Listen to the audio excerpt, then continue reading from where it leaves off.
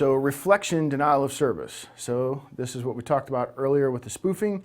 It involves spoofing the source address to that of the computer target from multiple other servers.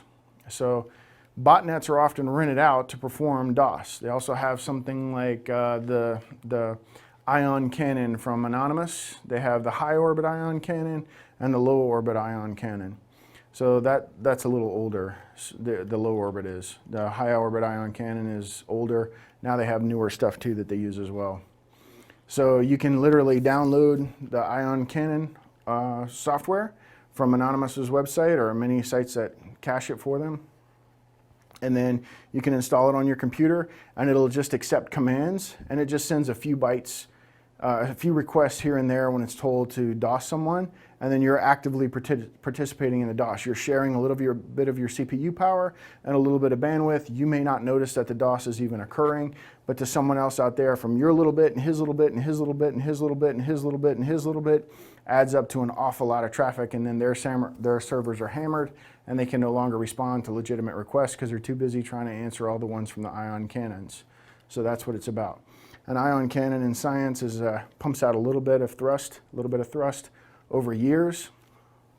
And over the years, over time, those thrusts become big in space because there's nothing to stop the ship, so it goes faster and faster and faster and faster with each little bitty pop, which is easy to produce, instead of a big rocket blast to get off the Earth, anyway. So that's pretty much it here. The sourcing machines do not need to be compromised. Yeah, because of the reflection, right? So that's what that's about. Okay, so denial of service. It's a classic attack. Consume available connections on the server. Rinse, wash, repeat.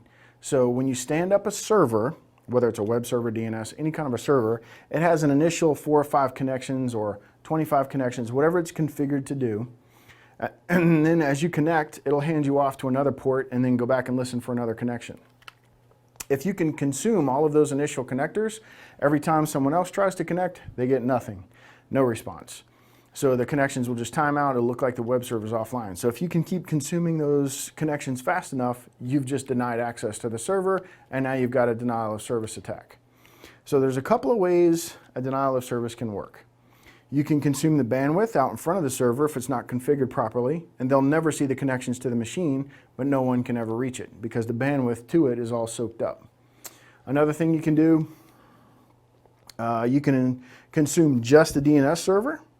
Now the web servers over here that are perfectly fine, and there's a million of them and they can handle a lot of traffic, but the DNS server's tied up, so every time somebody says, I want to go to whatever this server is.com, they never get a response, so they can never reach the server unless they know the IP address directly, which that's not how we do things, right? Because we can't remember numbers as humans, but we can remember names.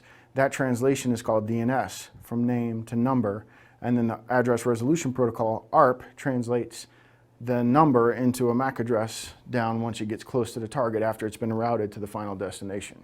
So that's kind of how it works. So there's many ways to cause a denial of service. You can deny access to the DNS server. You can deny access on the server itself. You can find a flaw in the machine and just lock up the network card. It might not even be on the port that's configured, but you can access it through SNMP or many other ways to mess it up. So there's lots of ways you can get in and cause a denial of service, and we'll talk about those all throughout the course. An information leak.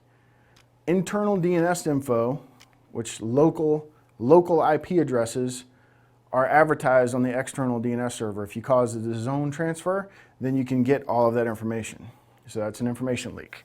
In the event that the DNS record contains internal server and IP addresses, the attacker may be able to obtain knowledge of the LAN without ever touching the network. The longer you can drag out the time the hacker's on your local network, the more likely you will be able to discover them.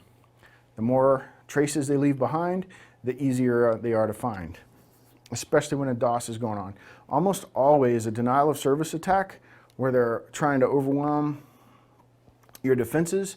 So they're trying to take a server offline.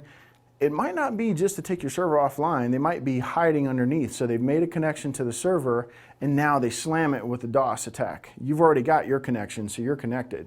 But anybody else trying to connect can't. And also all of those connections are being logged for a DOS attack, or they may or may not be. If you do a SYN flood, you can tie up the connections that way. You never send that final reset.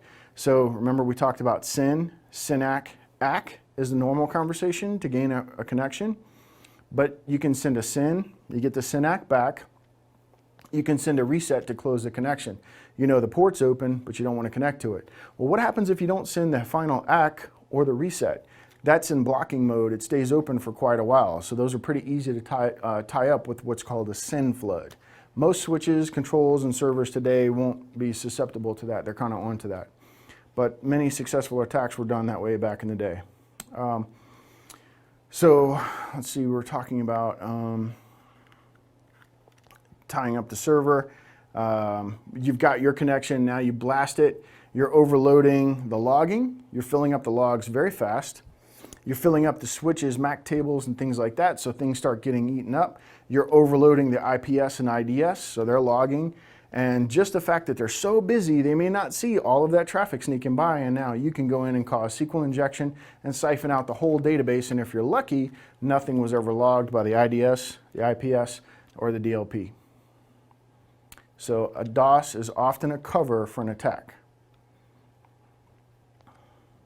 Attacking the SOA, the start of authority records, which is how these things are configured, and we'll look at one in a second, results in a DOS. So we'll look at that as well. A common, we're going to do that right now. A common start of authority vulnerability is an XML denial of service. So SOA stands for Service Oriented Architecture. And the fields in the start of authority record, time in seconds is what these numbers mean. So if you divide these by 60, you'll get the time in minutes. If you divide them by 60 by 60, then you get the time in hours. So the first number is the serial number. I kind of tried to put these, they're not perfect. The second number here, 7200, is the refresh rate. So 7200 seconds, come back to the primary and refresh me. So we talked about before that these things are on the order of hours, so these are on the order of 7200 seconds. We want to refresh that record. Oh, actually that's the expiry. So the 3600 is the retry rate, the 1440 is the expiry, and the 2400 is the time to live. Every time you change one of these records, you need to bump the serial number so that the other servers, it'll then trickle down all throughout the world. So as you make a change, it'll immediately start to work whoever's looking at that web server, but other web servers might be in use along the way. They kind of get transferred, everybody kind of shares that information so that not everybody is querying one domain server, which would deny service to most of the users. So they kind of trickle down. So it may start working in the western seaboard, and then in an hour it might start working on the eastern seaboard, and then within another hour it's working all throughout the world. So we have the serial, refresh, retry, expiry. You're going to see this as a test question. What are these fields in the SOA record? Serial, refresh, retry, expiry, time to live. The zone files contain SOA, the start of authority, the name server, NS records, A records, and MX records, the mail exchanger records. And this is what one actually looks like formatted properly at the bottom here. So in SOA, nameserver.place.dom, domain, postmaster.place.dom. So you have the serial number, you have the refresh, 1 hour, you have the retry every 10 minutes, and the expiry 1 day, and the minutes time to live. I mean the minimum time to live is 1 hour. So that's kind of how they look in real life. And then below that, you would have the AS, the name server, and the MX records below this section. So here's a real one right here. A records are for IPv4 mapping of host names to IP addresses of hosts, also used for DNS blacklisting. So the A records are for IPv4 network addresses or IP address records. AAA records or Quad A records are for IPv6 mapping of host names to IP addresses of hosts. So that is a test question. A records are for IPv4 or IPv6 mapping. Make sure you remember that one. Then further down, this is what an actual DNS record looks like. So in one of the labs, we'll be configuring a DNS server, or we may be just browsing one, depends on which one you're taking. You'll get to kind of look at these records and make changes to them and help the server. So in here, we have an NS record, which is a name server record, and also it's using the A record. So NS for name server. So it has, actually that's an A record. For NS is a name server, A is the actual record type. Above you have the name server records, which is the NS. And that above that A, right in the vertical column there where the numbers are, you have NS at the bottom, and then below that you have an A. Below that you would typically have an MX record.